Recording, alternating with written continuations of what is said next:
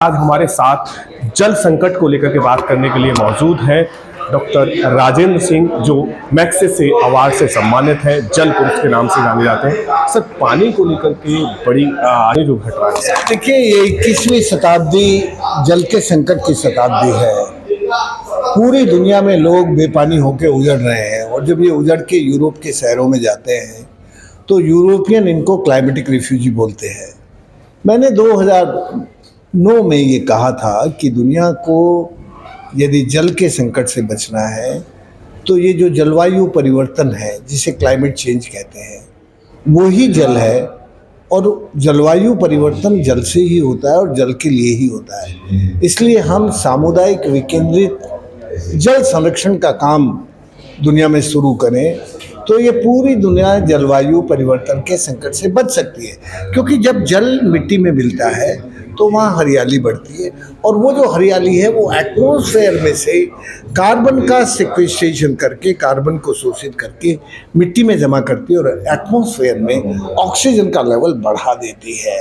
लेकिन ये बात समझने के लिए भारत के उद्योगपति, भारत के बड़े लोग नहीं समझ रहे हैं। वो इस वक्त आर्थिक ढांचा बढ़ाने के नाम पर केवल धरती का शोषण, प्रकृति का शोषण कर रहे हैं। इसलिए ये जो जल का संकट है बढ़ता जा रहा है, और ये जल का संकट दिन ब दिन बढ़ रहा है। मैं आपको इतना ही बताना चाहता हूँ कि हिंदुस्तान में सैकड़ों जगह पर जहाँ लोगों ने अपने पानी का इंतजाम खुद किया बिना किसी सरकारी मदद के, मैंने 14,800 डैम बनाए, कभी किसी सरकार से आज तक एक पैसा नहीं लिया, और किसी कॉर्पोरेट के दरवाजे पर जाके पैसा नहीं मांगा। लोगों को तैयार करके 10,800 वर्ग किलोमीटर में 14,800 बांध बना के हमने नदियों को जिंदा किया। और जब नदियां जिंदा हुई तो जो लोग बंदूक लिए घूमते रहते थे वो अपनी नदियों से पानी उठा के खेती करने लगे। तो ये सामुदायिक विकेंद्रित जल प्रबंधन ही इसका समाधान है। लेकिन हमारी सरकारें हमें सपना दिखाती हैं। सर, जैसे सरकार का एक हर घर नल योजना लेके आ रही है, किस तरह से करना, ये सरकार झूठ बोलती है। वो कहती है हर घर में नल और नल में जल। अरे तुम नल में जल कहाँ से दोगे जब धरती का पेट 72% खाली हो गया? समझ लो। सर, एक और बात करना चाहूंगा, जिस तरह से जल संरक्षण नहीं हो रहा है और तमाम देशों में इसी को लेकर के रार ठनी हुई है, युद्ध हो रहा है, आप कैसे देखते हैं? कौन कौन से पूरी दुनिया में विश्व युद्ध चल रहे हैं पानी के लिए। आप सीरिया के युद्ध को क्या मानते हैं? वो वहाँ का धार्मिक युद्ध नहीं था, वो पानी का युद्ध था। क्योंकि टर्की ने यूफ्रेटिस नदी पर 6 बड़े बांध बना के सारा पानी रोक लिया और सीरिया बेपानी हो गया। सीरिया हिंदुस्तान नहीं, दुनिया का सबसे पुराना देश था जहाँ सिंचाई से खेती होती थी, भारत से भी पहले। लेकिन जब उनके यहाँ नदी पे बांध बन गए तो पानी नीचे गया नहीं, वो बेपानी हो गए और उजड़ के बगदाद के लेबनान के रास्ते बगदाद की तरफ जाने लगे। बगदादियों ने उन पे हमला कर दिया तो फिर मुड़ के जर्मनी की तरफ जाने लगे। 8.5 लाख लोग अकेले सीरिया के जर्मनी में हैं। फिर जर्मनी के लोगों ने वहाँ की जो चांसलर थी उसको चुनाव में हटा दिया कि तुमने हमारे देश में 8 लाख लोग घुसा दिया। इस वक्त पानी का युद्ध की कहानी बहुत बड़ी है। और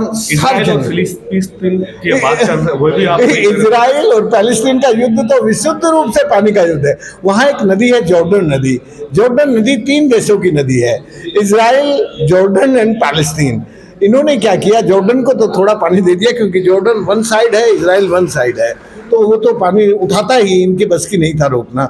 लेकिन पैलेस्टीन नीचे की तरफ है, तो इन्होंने पूरे का पूरा जॉर्डन नदी का पानी अपनी मिनिस्ट्री ऑफ डिफेंस को सौंप दिया और दूसरों को पानी लेने नहीं दिया।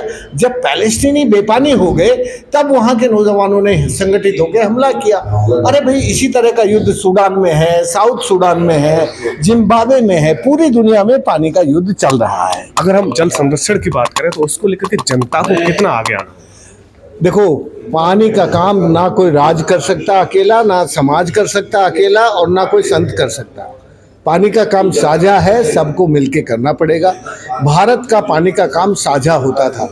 भारत में पानी का काम करने के लिए राजा जमीन देता था, प्रजा पानी का काम करने के लिए पसीना लगाती थी और महाजन पानी का काम करने वालों को रोटी खिलाता था, गुड़ चना देता था, उससे पानी का काम होता लेकिन था। आगरा के लोग फतेहपुर सीकरी से सबक नहीं लिया और ना ही उन्होंने यमुना की गंदगी को लेकर, आप क्या कहना चाहेंगे आगरा के लोग? भाई आगरा, मैंने कहा ना, आगरा के लोग भगवान के लाडले बेटे हैं और भगवान के लाड में बिगड़ गए हैं, इसलिए इन्होंने यमुना भी को भी नाला बना दिया और धरती का पेट खाली कर दिया।